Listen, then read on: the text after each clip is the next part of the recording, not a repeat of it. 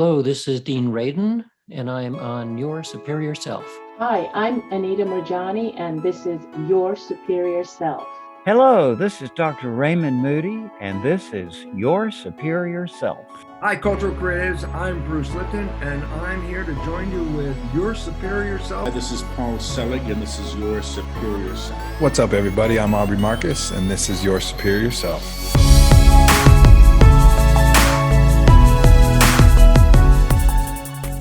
Hello, I'm Paul Williams, and you're on Your Superior Self.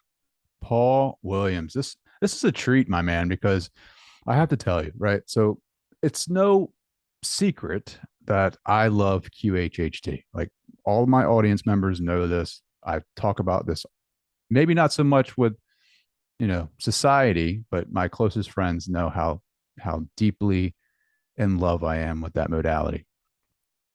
I found Dolores Cannon a couple years back and got some of her books. And when you're not ready, you're not ready, right? For that type of education. I got turned on again by following your Instagram, right? So thank you for the content that you put out. Thank you for spreading the education. Thank you for spreading the awareness about QHHT. You have some of the most, like, how you're scrolling through Instagram or something, or like you're just in one of those ruts and you come across things that are inspirational and they come at the right moment. I feel like your account is that for me. Like, there's been numerous times where I have been in the dumps or I've been questioning life. I mean, we all do that at some point, right? But I'm telling you guys listening right now, Paul Williams, follow his account because it will pick you up in the moments that you need it the most. Paul, what is your handle for Instagram? Paul Williams .official on Instagram. Yeah, you can find me there. And so let's talk about that though for a minute. Like, how did you get to where you're at right now? Like, Instagram, you have like, I don't know, was it 100K yet? Like 100,000, I think, close to that. Over 130, 33, 34, almost 34. That's crazy. Climbing really quickly. Yeah, it's a great question that you ask there. When I started on Instagram, I had the smallest account. I'd be lucky to get three likes on a post, but I was very consistent with the process, and I didn't see a lot of growth at all. And then as I followed my heart with it and that inspiration was coming through, and I really wanted to be I'm so happy to hear the way you said that it's inspiring you, because that is the vision that I always had. I wanted to bring positive inspiration, not only my own voice, but people that had also inspired me greatly in my life. And I wanted to share content of theirs as well. So it's not just my account with me posting videos of me and lives that I do, but it's a lot of other people, like, as you mentioned earlier, Dolores Cannon, who has been so pivotal in my own life in inspiring me in what she had taught and done. So I share her predominantly on there, but many other people like Eckhart Tolle and Abraham Hicks and many other people that I find inspiring, or if it's an unknown person that brings me inspiration, maybe it's I shared a little video of a little girl who was just talking positivity, and that was something I felt to share. So that's where it's at, and I'm excited by the growth. It went from a very small account and grew really, really quickly as people caught on and began to, I guess, derive inspiration from. Mm-hmm. Yeah, no, that's awesome, man. I just the content is just so powerful. When did you, because before, like, to your point, you were just posting Dolores Cannon there for a while, and now it's kind of evolved into other motivators. When did you come across Dolores's work? Well, I had what you might call a spiritual awakening about, I think it's over 12 years ago now. And that journey started with Eckhart Tolle. He was the first person that kind of woke me up from my, what I call sleep. Sleep. I mean, I actually grew up as a Christian, so I did always have a faith, but I did find, as so many people do, so many things that didn't resonate through dogma and so on, where I moved away from that kind of dogmatic way of seeing God and viewing God into more of a spiritual awakening that Eckhart Tolle really, really resonated with me. So that was my kind of starting point. And then way down at the end of that journey, eventually I came across Dolores Cannon, and that was quite a number of years ago. And as soon as I heard her content, as soon as I heard her communicate, it just resonated with me in a deep level. And it inspired me so much that I decided to have my own QHHT session. And I found a practitioner in my local area and went and had a session. I was so excited about it. And it got delayed quite a few times, so it didn't happen immediately. But when we finally had the session, quite profound information came through. And I walked away, and this can be a common thing from QHHT sessions, is the analytical mind can be very doubtful. And Dolores called it Mr. Stupid. Actually, that was her way of calling it, which is, I like that. I shared that the other day. We'll just say it's not going to happen. You made it all up. You weren't. It didn't work. But on a deep, profound level, I knew that the information, although it seemed too big or too good, rather, to be true, I knew that there was something to it. And since that time, and this was years ago, since that time, everything that was said has manifested. One of those things was that I was going to be sharing and have a big audience of people. I was going to be sharing this information and reaching people and doing this work. And so that's happened. And did it mention you'd be on Your Superior Self? Like, I feel like that was probably in there as well. Well, it said I would be talking and sharing, so I guess that's inclusive of your Here we go. superior self. There we go. Check it off the list. Check it off the list. Part of it, absolutely. So when you did that first one, right? Like, I've been in some meditations, right? Some guided meditations. Could you feel yourself like going into that is it theta or delta state? Yeah, it's in the delta state. Yeah, look, I did. We do what we call an induction, where you just gently guided into this state really naturally through the practitioner. And I immediately went into, and the practitioner said it was uncommon that people generally go to where I go, but I went straight into kind of the higher self perspective, because people normally go along a journey of past lives and they explore past lives, but I went straight into this state. And she said that's unusual. And so some profound information was coming through about why I was on the earth at this time. And of course, as often happens, the conscious mind will go, wow, that's extreme. Are you sure about that? I felt a lot of energy rush through my body during it, like intense energy that maybe I haven't experienced before. And that was, I guess, confirmation, if you like, of what I was experiencing. So I knew it was profound. It took me a period of time to unpack what had happened, but it was definitely the catalyst of such a life transforming path for me. How long was that session? I think it went for about 4.5 to 5 hours. Wow. And that's generally how long sessions take. And just to let your audience know, the way QHHT is broken up, there is what we call the introduction, where an individual will get to share their life journey. And for most people, actually, they've never had an opportunity to, without judgment, and it's definitely with most of the time a stranger, to sit there and to share their experience, their whole life story, right from the beginning and right up until this present moment in time where they find themselves in a session. And this in itself is profoundly healing, because I think at our core, we all want to be seen and we want to be heard. Mm-hmm. And often we haven't had that experience where someone is sitting there without judgment, listening to our story.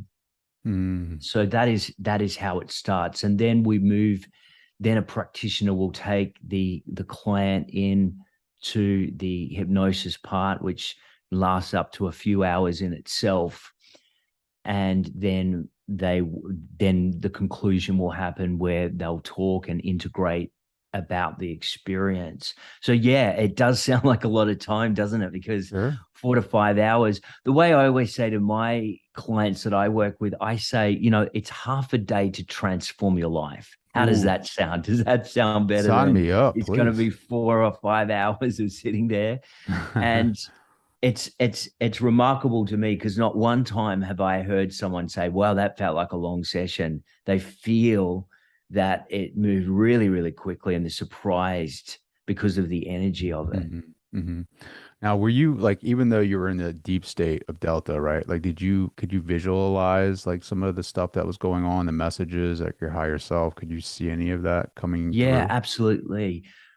Great question, Trey. And I'd love to explain this to people, because often people don't know how this kind of works, because we see with our physical visual eyes. The way I describe it is, if I was to give you or your audience the example of, think of your wedding day. Hmm. I know you're I believe you're married. Oh yeah. Or think of that day. So immediately what you'll do is you'll start to see pictures in the mind and memories in the mind of that day. Mhm. Now, you're not seeing with your physical eyes, you're seeing with your mind's eye. So you can see visions and pictures because you're reflecting on a memory, and you'll get little flashes of that event or that day and different nuances from the experience. That is the part of the mind that we work with. So we see it in that way, the mind's eye rather than our visual eyes, because a lot of people get confused with that. They think they're going to lay back and perceive it like they're watching a movie, Mhm. but they see it with the mind's eye. Mhm. Mm, yeah. Well, again, right? We're deeply entrenched in our five senses, where we, when we forget where we're in these, what does she call them? I think meat suits or whatever. Yeah. We Well, feel. she does, like, she articulates it like what Shakespeare said is, we're like actors on a stage. They Mhm. come out and we play our various parts, and we have our entrances and we have our exits.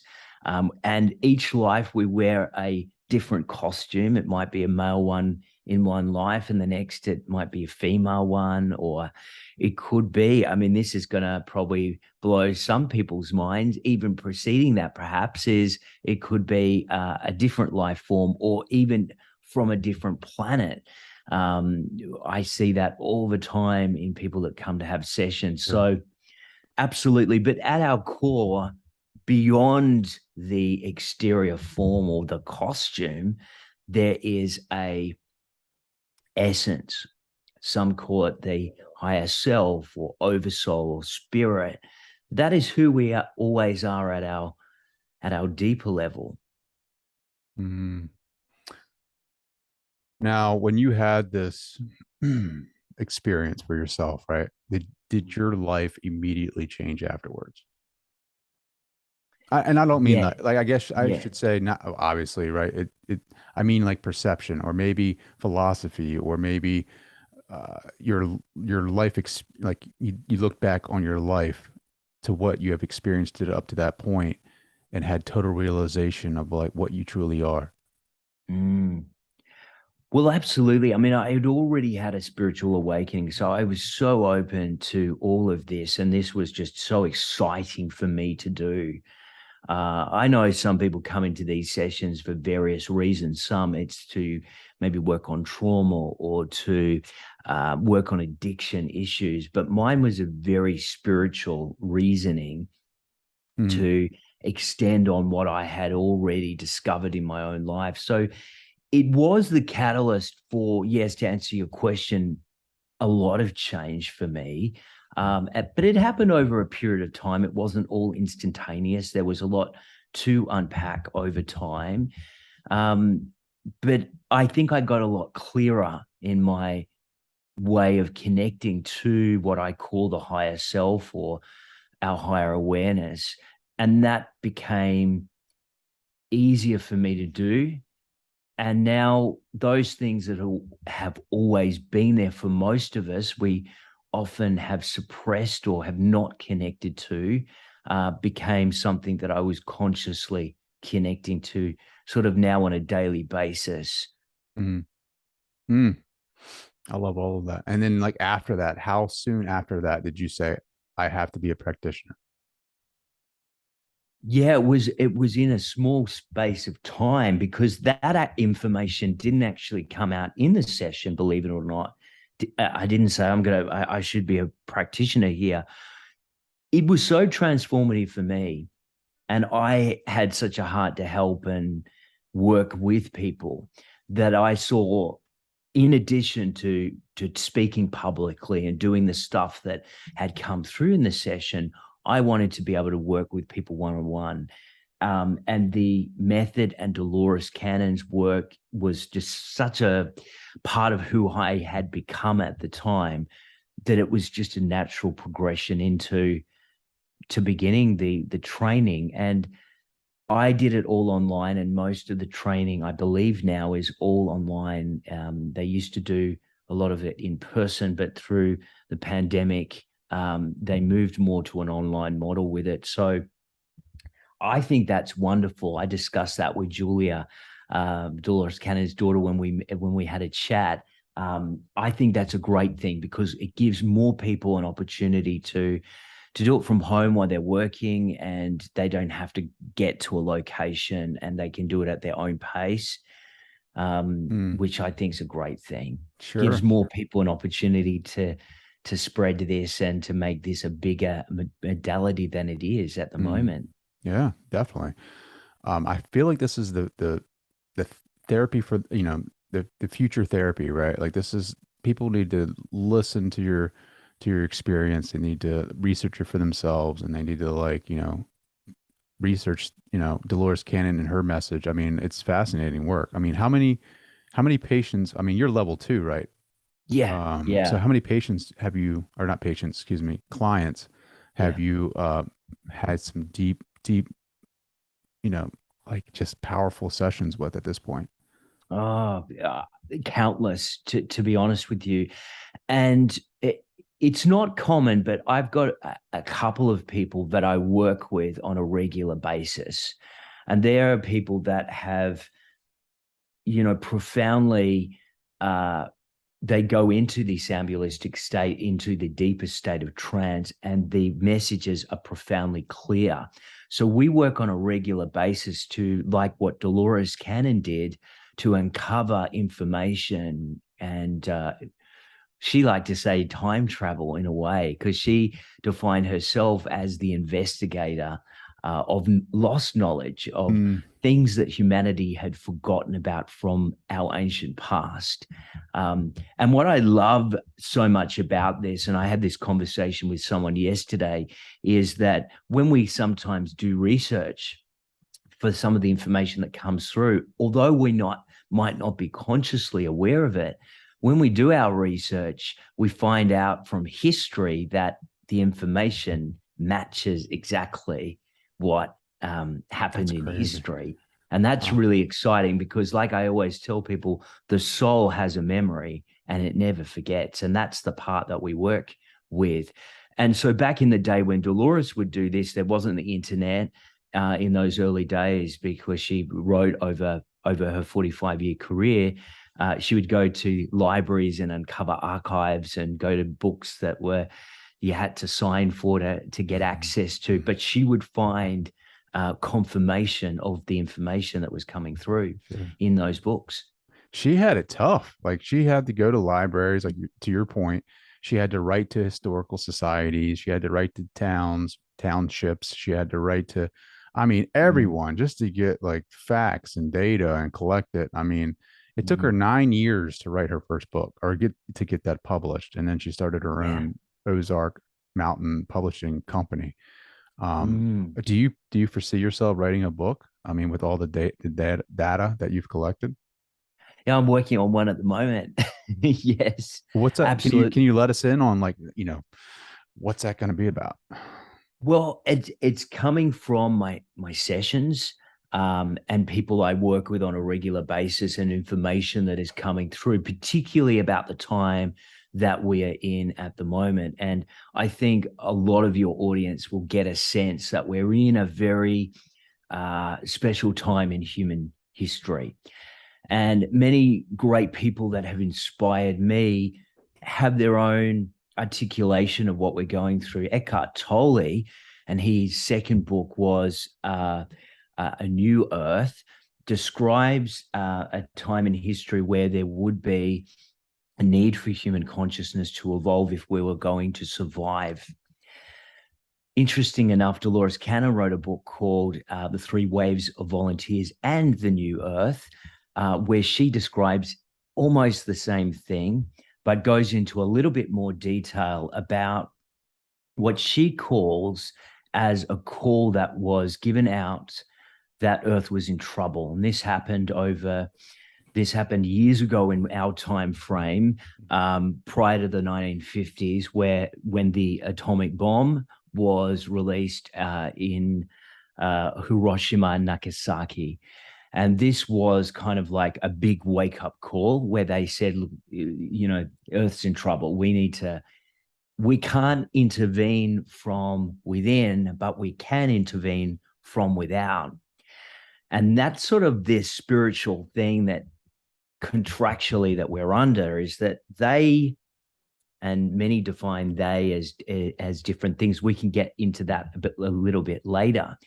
But there was a plan from within, from people that would volunteer to be born as human beings, to bring in a new vibration, a new energy, so that we could raise the frequency, or we could raise the vibration of humanity, so that we could no longer be as destructive as we've been. And this happened with the first wave way back in the 50s, with the first wave, and then the second wave came in after that. And there are a lot of these second wavers, which is sort of my generation, probably your generation. And now the third wave is the children that are being born. And the children that are being born now, Dolores called them the hope of the world. And they are coming in with totally new energy. And we're noticing this, and the psychiatrists may be confused by, they're seeing a lot more, maybe what they perceive as things like what I'd been diagnosed with, which is dyslexia. They're seeing these as, they often saw them as conditions that were not ideal. However, it's different ways of perceiving reality, different ways of learning, different ways of being. So sometimes these can be indications, not all the time, but indications that the children that are coming through now have very different energy than previously. Wow. Yeah. I think that's so amazing. Because I haven't read those books in particular, but I right now I'm reading, what is it? Life in Between Death or something like that. And Between Death and Life. yes, Yeah. yes, that one. It's a great book. And I'll let your audience know as well. I think this is a helpful thing to note with Dolores's books. You can get all of them on Amazon and Kindle, but also most of them have now been available on audible.com. And I think this is great that they've decided to do this, because, these books are really, some of these are 800-page books. And 20, so I know 20 some hours, I think. Yeah, 20 plus hours. I know that can be really challenging for busy people to find the time to do that. And that's why I love the audio books. It's helped me a lot, because I can read and reread some of these books I do it on a run. I can do it while I'm traveling in the car. Even before I go to bed at night, I do listen to them. So I'm so glad that they're available in that format now. And I think all of them will be made available. They're still got more to produce and they're coming out all the time. So that's a great way to start, I think, for people. Sure. What about your first experience with QHHT as a practitioner? You start out as level 1 intern, I believe. Yes. And so that means you do things for free. You're giving back to the community. You're honing in your skills. Like, were you nervous though? Like that, are these people going to have an experience? Is this going to work? Am I going to be able to tap into that higher self? Yeah. I recall the exact first session I ever had, and it was with a friend of mine. And, we discussed it. And I think I wasn't as fearful around if it would work or not work because I knew her and I knew that we had a relationship. And I knew that if it didn't work, certainly my thinking then that it would be okay. And so I was a little bit more relaxed around it. And we had the most profound session right off the bat. And that gave me a lot of confidence in the beginning because she went straight into a past life. She got all the answers that she was looking for. And this is really down to because level 1 is still taught by Dolores Cannon via video. And I discussed this with Julia, is that they filmed that whole thing, and apparently it was accidental that they were going to have a camera crew there that day, but they were able to film her teaching it live to people at the time. And so that now is the way that all level 1s learn, is directly from Dolores herself. I love that. I know there are no accidents or coincidences. So the camera crew was there on that day for a reason. So what's the difference between level 1, level 2, and level 3? Yeah, good question. So level 1, you learn everything that you really need to know about the technique developed over 45 years. You get everything you need. Level 2 is more refining the method, fine-tuning what you have already learned. So it's building upon the foundation. It's not that you're learning anything new, but it's that you are refining the technique. You're improving the way that you use the technique so that the results are more beneficial. And then much the same, level 3 is the same thing. It is very, very, very fine-tuning to the level of what Dolores would have done, because she designed it in a very specific way. It would be further refinement of level 2. Now, currently there is only 33, I believe, QHHT level 3 practitioners in the world. So very, very few that have reached that level, but it is actually open for people to go down that process. And as Julia said to me when we chatted last week, she said, well, you know what? We won't ever give up on people.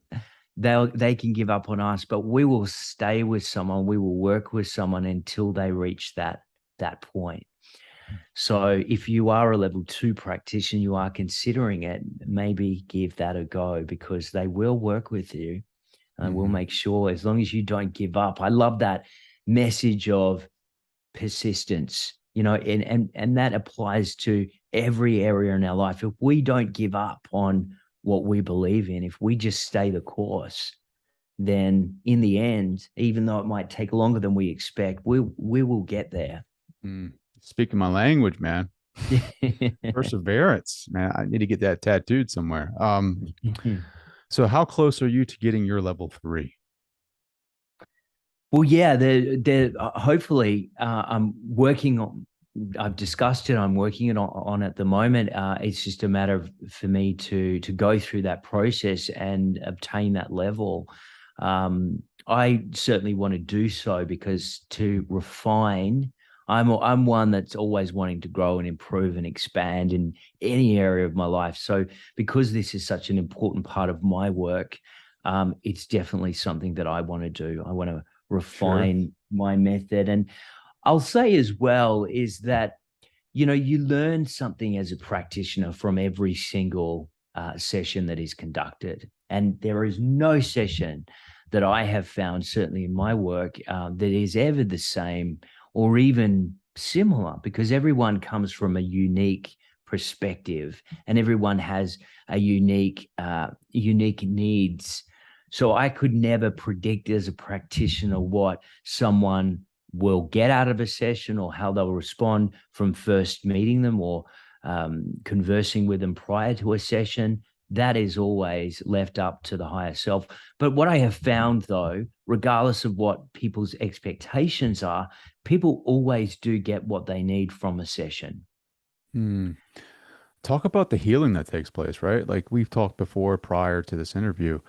There's been some fascinating and some powerful healing that's taken place in your sessions, right? Like, and not just yours, like the practitioners around the world have seen miracles essentially. Can you talk about one that's really made a huge, just difference, powerful healing in your session?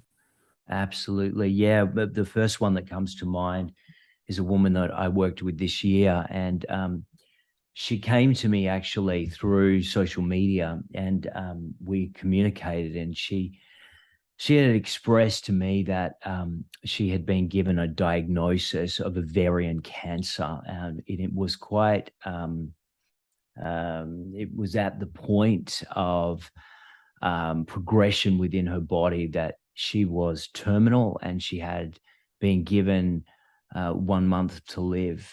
And she said that there was a manifestation of tumors in the cervical area, and she was very, very unwell. And when we worked together, she looked unwell. I wanted to work with her because I knew how challenging. It was the first time I had worked with someone that was at that severity of illness. And so I was very curious as to how this would be beneficial for her. As I said, I can't ever have an expectation of outcome, because sometimes that can differ from what we think, what they indeed need. So I worked with her, and we worked on why she was going through that, why that had manifested, what the reasons for it is. And Julia Cannon wrote a wonderful book called Soul Speak that I work with in all of my sessions. And that book talks about most illnesses and how they affect different parts of the body and why they affect different parts of the body. And it's generally because the body is a great messenger, and it's there to communicate messages.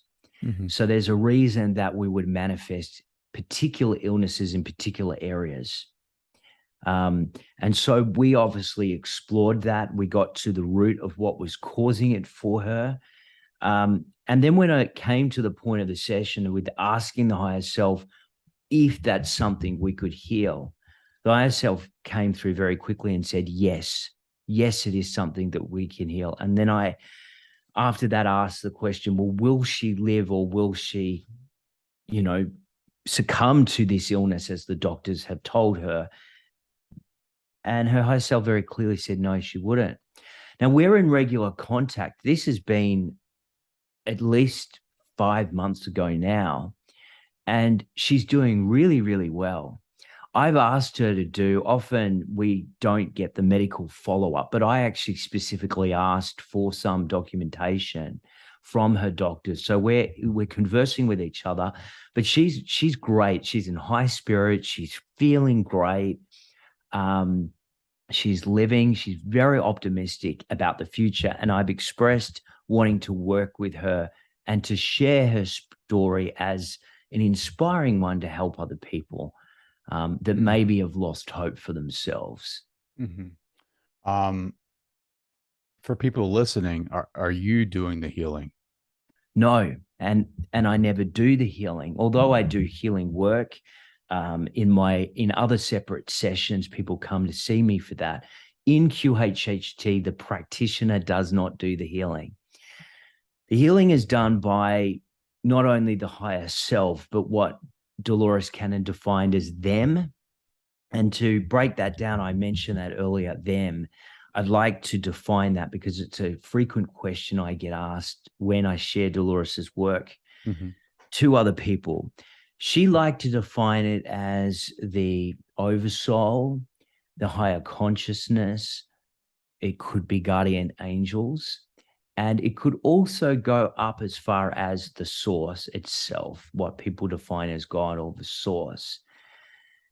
She liked to say that they don't really have a name anyway. These are just labels that we like to attach to them for our own maybe comfort and understanding from our perspective. They said they don't have a name anyway, but you can call us those things if you like. And you can also call us them because, and I actually now have found myself like she did calling them because I think it's easier for me to articulate who is coming through. So when someone asks me, well, who are they? I like to explain it that way. Them, which is us ultimately, right? Exactly. At our higher, our oversoul or our higher self, it's a part of who we are. And like I said earlier, we're wearing a costume now. You're sitting there, you're Trey in a physical body. I'm Paul over here in a physical body, and we look the way we look.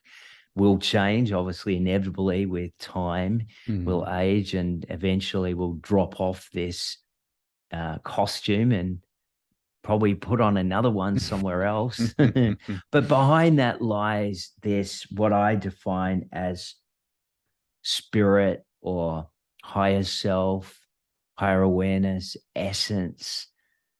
We can give it so many different labels, but essentially it's pointing to the same thing. It's who we are at our core, the real us. Sure. I've always wondered though, like, what is there a ranking, like, higher self, ascended masters, archangels, angels, guardian angels, us? Like, have they ever given you any direction as far as like if there are different levels or different levels of vibration or what that looks like? Yeah, no, there's definitely different levels of vibration. What's interesting as well is, we'll have spirit guides as well. This would form the them as well. And I was having an interesting conversation yesterday with Sarah Bressman Cosme, and she's a level 3 practitioner. She's, I think we spoke about her earlier when we were talking prior to this chat. She's someone I interview regularly and work with.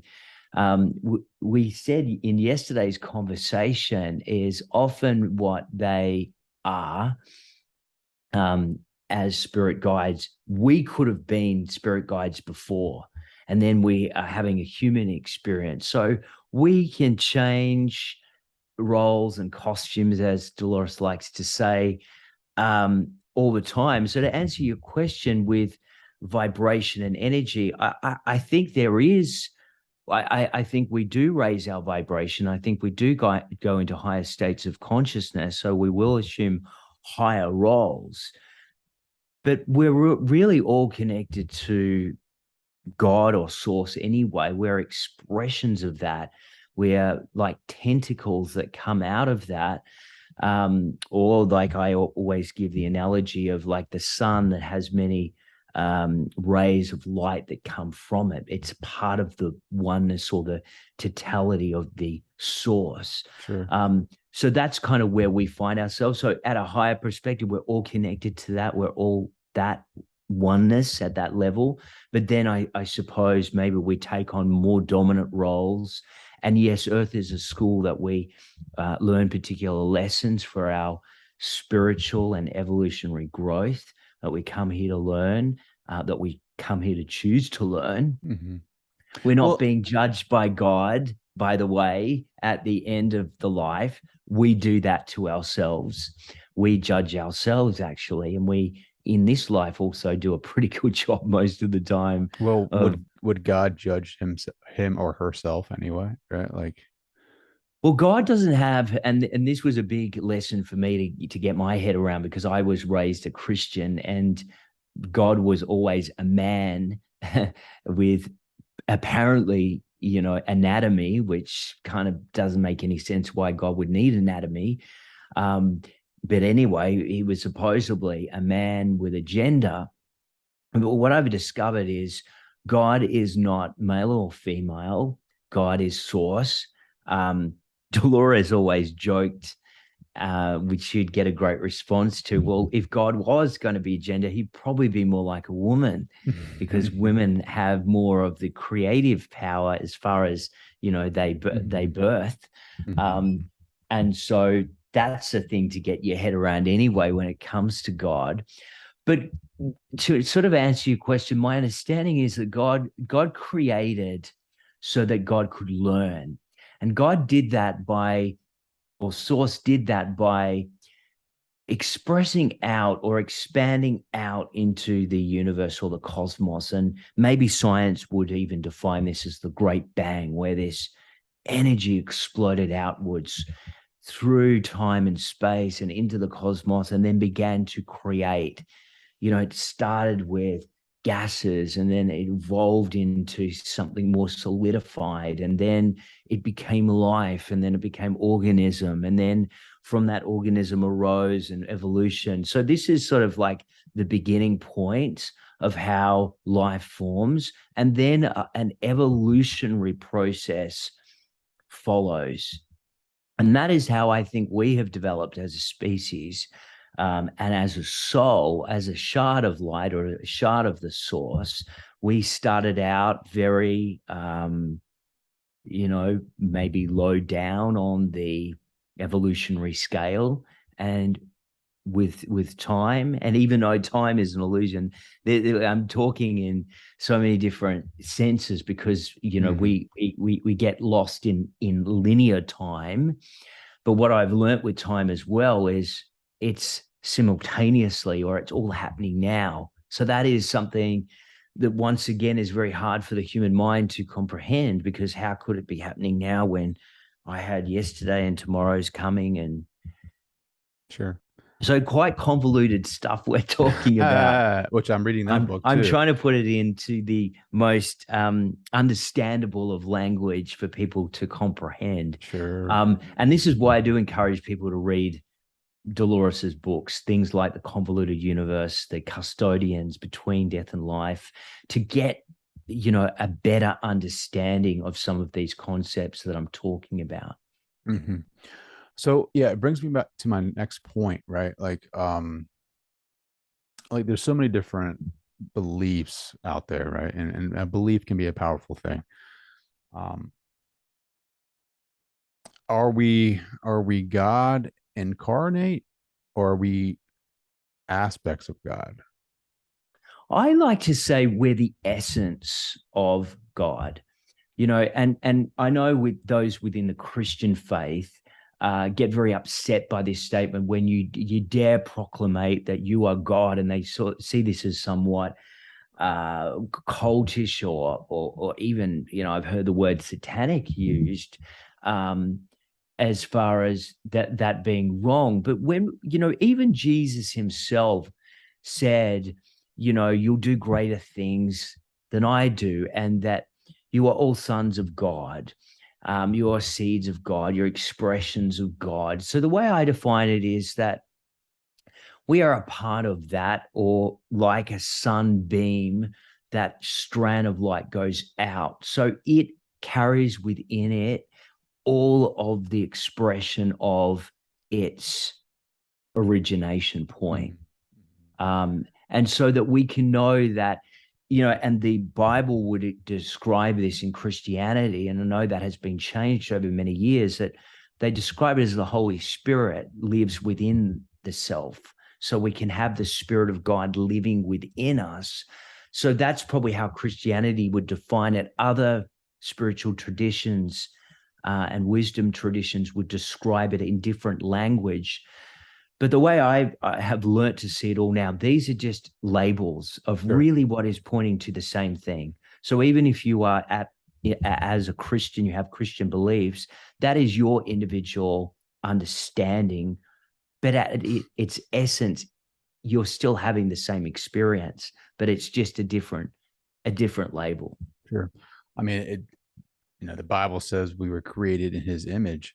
Never said Mm, anything about having a body, right? Like just said we're created in no, his image. no. So And I think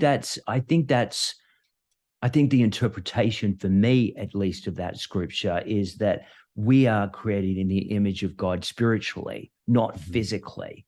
Mhm. And that is where we have maybe got that wrong because, well, if it's got to have anatomy, right? And like I said, God doesn't need anatomy.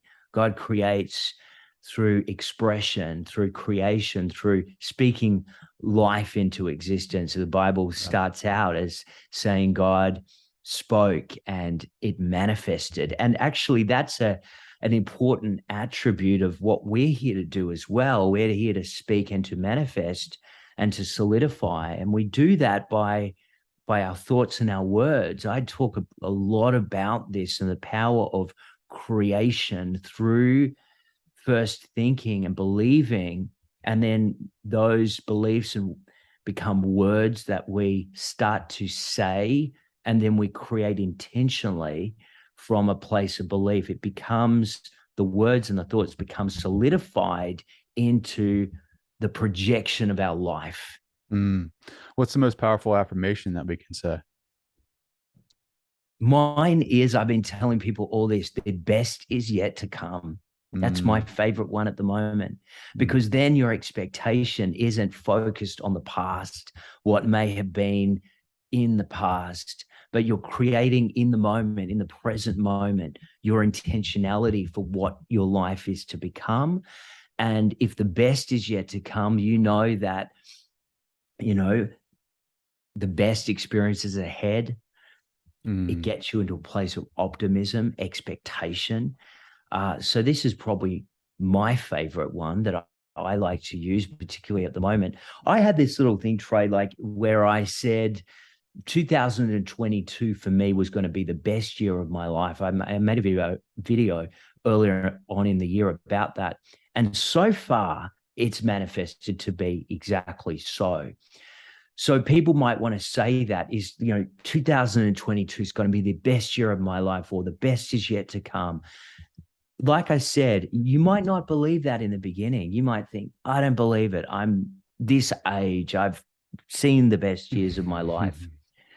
When you say something enough times, when you say something over and over and over again, this is programming, and you're programming it into your conscious mind. Eventually, you'll begin to believe it. And when that happens, when that belief, when those words go out with belief and intentionality, then eventually they will solidify in your experience. Now, that is what I call creating by intention. Most people actually leave it to chance, and they speak all the things that they don't want. I can't attract a partner. I can't afford that. You don't know what it's like. I'm limited. I'm not a lucky person. So they're not wanting those things, but they're speaking and they believe them. And so their manifestation naturally will be to solidify that in their experience. And I see this over and over again with people. Mm. Mm. Paul, man, I could talk to you all night, brother. Yeah. Where can Time's people gone find quick, you? hasn't I it? know, man. I know it's too quick.